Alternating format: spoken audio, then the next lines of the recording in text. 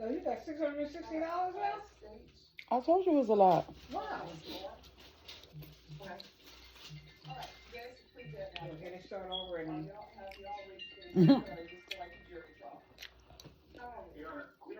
hello.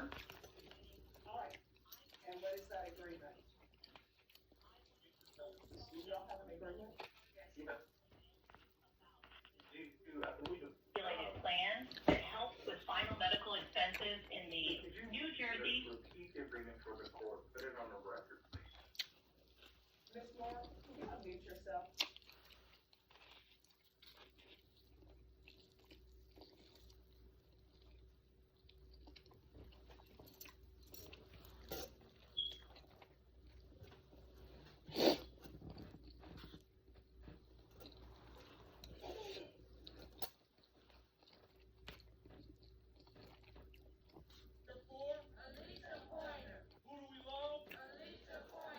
Who the hell is that? They kidnapped, tortured, executed her on her 22nd birthday. Oh. I want to see what these taste like. November 5th, 2021. I think it's sweet. 5 years ago. Kidnapped from her home in North Randall, Ohio, taken to a house in East Cleveland. Why? Where 6 people tortured her for hours. Why? Well, Portia looked like a damn dude. And left her body there on her birthday. Was it her 4 friends? days later, police found her in a burned-out house on Savannah Avenue. So they did that to a stranger? I don't know. They was trying to get information from her, it says. This was calculated, coordinated, and it involved 8 people total, including mothers, teenagers, and someone her own twin sister trusted like a brother. Now, to an emotional evening for a grieving family. Oh, she was a twin. East Cleveland police found the body of a woman believed to be 22-year-old Alicia Pointer. Tonight, her family is calling for justice.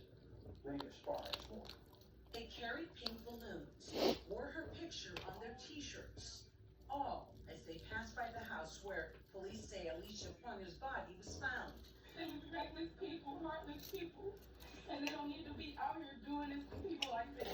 It was at a vigil Friday night. Her family and twin sister spoke. I'm so angry that this happened to an innocent person. They just about to leave my best friend away from me. The Oh, 22-year-old went missing on November 4th and was Oh, they discovered in the identical. basement of this that's hard. burned out home on They Savannah identical. Avenue 5 days later. I just want justice served for each and every one of them. That's crazy. So far has been swift. East Cleveland police have arrested 6 people in connection with Pointer's murder. According to investigators, the suspects abducted Pointer for information about a Cleveland homicide case. What? She was tortured and murdered. Baby girl, I love you. God be with you. God got you in his arms. A devastating week for the family of Alicia Pointer, but with faith and hope, they know her spirit will I be want to know free. exactly what was they trying to figure out. Something about another homicide. She must have been a witness or something. Or know the person. Lydia Spara, 3 News. Police say they're still looking for one more suspect. His name, Hakeem Ali Shomo. There is a warrant for his arrest. 6 people were arrested and charged as adults, all 6 convicted, but 2 additional teenage girls whose names were never released were processed through juvenile court, and they're already walking free.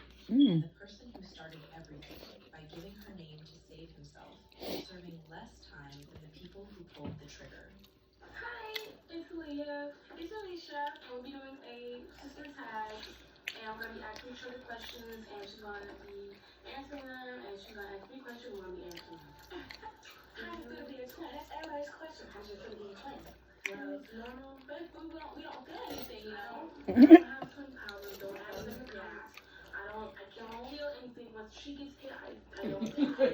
Like it's does she cry? I won't cry. Like I don't feel her sadness or anything. You know how they're saying. But they do got twin powers. They just don't know it. Pointer were born minutes apart. All twins do. 1999 in Cleveland, and for 22 years they were inseparable. But on their their 22nd birthday, only one of them survived. Mm. And Aaliyah learned she did feel something when her twin died. The absence, the silence, celebrating a birthday alone for the first time in her life. Before we get too deep, please remember to like, comment, and subscribe if you find value in these discussions. To understand what happened to Alicia, we have to go back 3 days to November 2nd, 2021. Cleveland's Slavic Village neighborhood, around 1 o'clock in the afternoon, when 19-year-old Aminja Shomo on Goodman Street in broad daylight. Aminja had just returned to school, left the streets behind. His family said he was focused on being a father because his girlfriend, Portria Williams, was 8 months pregnant with his child. But someone took that away, and his family wanted answers. And when police moved too slow, they decided to handle it themselves. Aminja's uncle, 18-year-old Hakeem Ali Shomo, started asking questions, looking for names, gathering people who wanted revenge. And Portria Williams was right there with him, wanting to know her Portia child's or father. Portia? They put together a group Portia. of friends, associates, It wasn't people Portia. loyal to Aminja.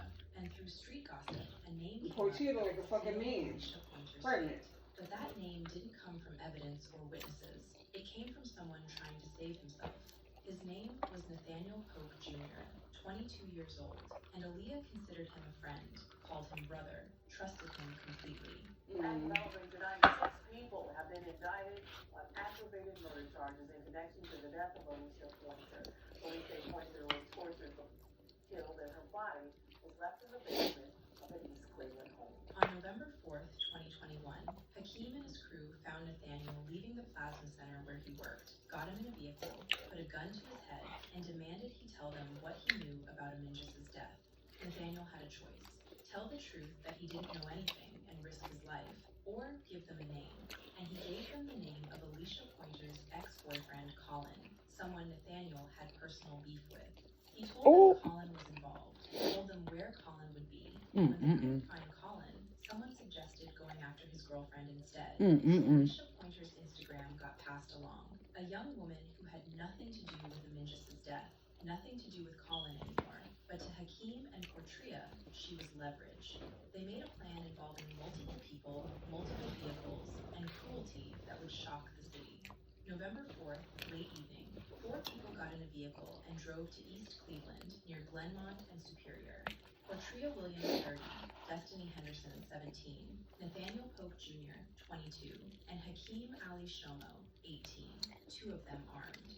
They didn't go to Alicia's house first because they needed someone she'd trust, someone who could call her and get her outside without suspicion. So they found 2 young women sitting in a driveway, ages 21 and 25, later identified as Turquoise Jackson and Tashara Harris. Destiny and Hakeem approached with guns drawn, forced them into separate vehicles at gunpoint. No explanation, no warning, just sudden abduction. And they released Tashara quickly, but kept Turquoise because she knew Alicia personally. They were friends. They drove Turquoise to Alicia's location in North Randall, forced her to make the call, told her exactly what to say, and Turquoise did it with a gun pointed at her, because what choice did she have? Alicia came outside, saw Turquoise, thought it was just a friend wanting to talk, approached the vehicle without hesitation. Then the doors locked, masks came off, and she realized that's sad. too late what this really was. They drove her to Portria Williams' home in East Cleveland, where Aminja's baby would have been raised. Turquoise was forced to watch what happened next. Trauma she carried forever. More people were waiting inside.